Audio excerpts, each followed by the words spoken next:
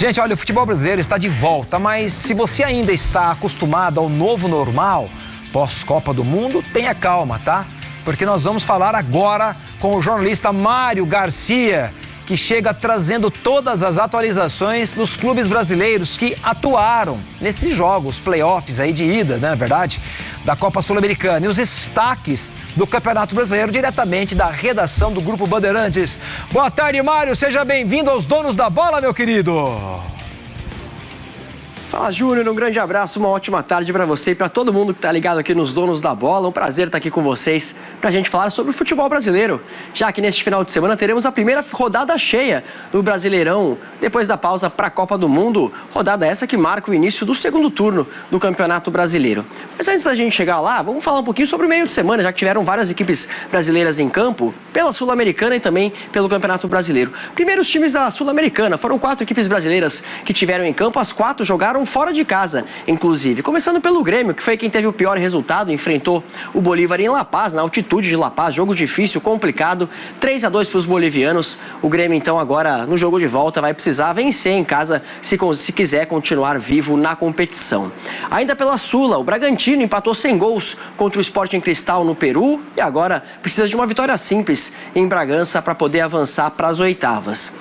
Mesma situação do Vasco, que também precisa só de uma vitória para avançar, já que também empatou fora de casa contra o Independiente Medellín. Jogo sem público, já que a equipe colombiana levou uma punição depois daquele jogo contra o Flamengo ainda na Libertadores. Teve confusão com a torcida, então o jogo foi sem público. O Vasco arrancou um empate no finalzinho e assim agora depende apenas de uma vitória em casa diante de sua torcida para também avançar na competição.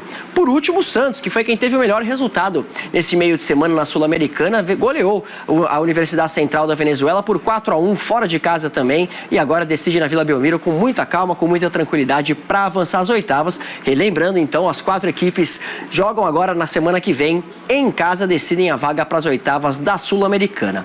Pelo Campeonato Brasileiro, destaque para os 3 primeiros colocados da tabela, né?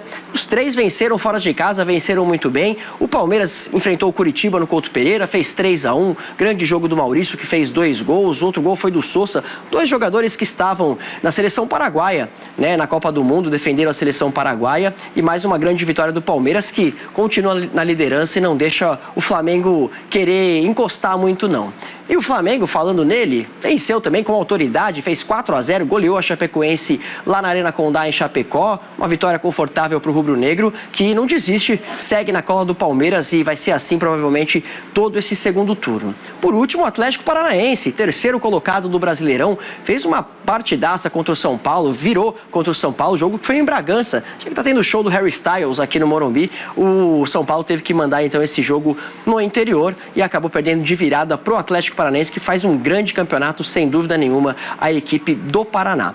Agora vamos aproveitar então para a gente falar dessa rodada do final de semana. Separei os jogos aqui para a gente falar um pouquinho sobre cada um. Começando no sábado, 6h30 da tarde, Atlético Paranaense e Inter. Atlético Paranaense, que é o melhor mandante do campeonato, e o Inter é o terceiro pior mandante, então é um cenário muito favorável para o Furacão, para a equipe paranaense, que, como eu disse, está fazendo um grande campeonato brasileiro. Seguimos, ainda 6h30 da tarde, Santos e Chapecoense. O Santos quer aproveitar esse embalo dessa boa vitória contra a Universidade Central na Venezuela e enfrenta uma Chapecoense, uma frágil Chapecoense que venceu apenas um jogo no primeiro turno, está com muita dificuldade a equipe catarinense e ou começa a vencer ou vai ser difícil escapar desse rebaixamento.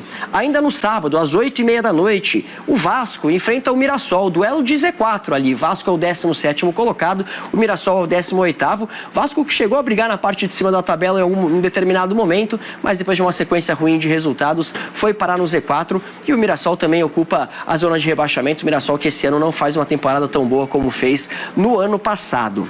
Seguimos agora para o domingo. Domingo às 4h da tarde teremos Cruzeiro e Botafogo. Promessa de um grande jogo. O Cruzeiro vem numa ótima sequência aí nos últimos jogos, faz tempo que não perde. O Botafogo sempre é um time que dá muito trabalho, apesar de toda aquela turbulência nos bastidores. Promessa também de um grande jogo esse no Mineirão.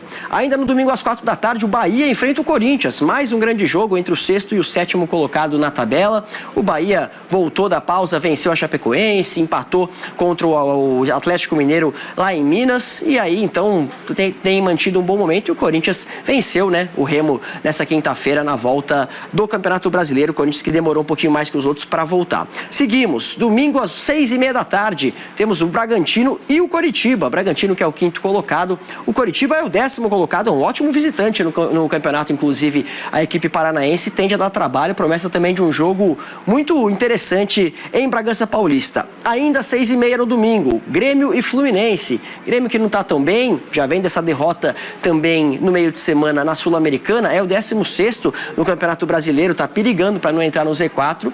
Enfrenta o Fluminense, 4º colocado, o time que vem fazendo uma boa campanha, mas retomou ali, depois da pausa da Copa do Mundo, com um empate contra o Bragantino no Maracanã.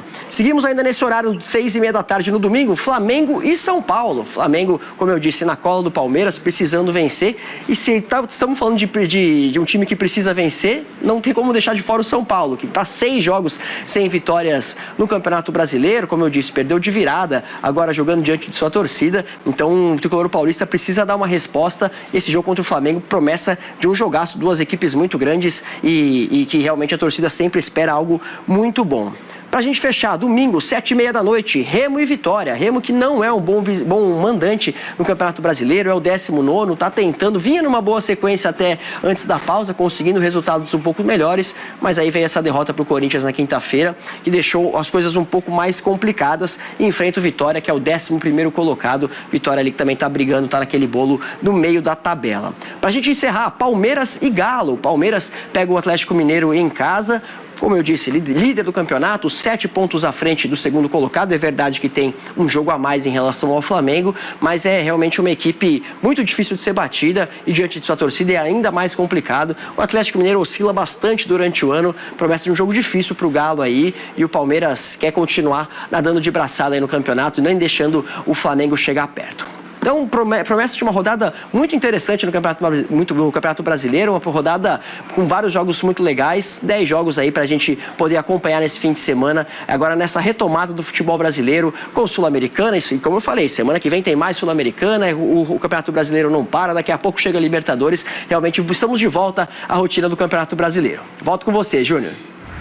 Grande, Mário, bom demais, obrigado, Mário, agradecer o pessoal também da edição aqui, a produção, né, essa conexão que nós temos com o Grupo Bandeirantes de Comunicação, fundamental para envelopar este produto que a gente entrega para você, que é o nosso telespectador aqui no Mato Grosso do Sul, através da TV Guanandi, as notícias do esporte também em nível nacional.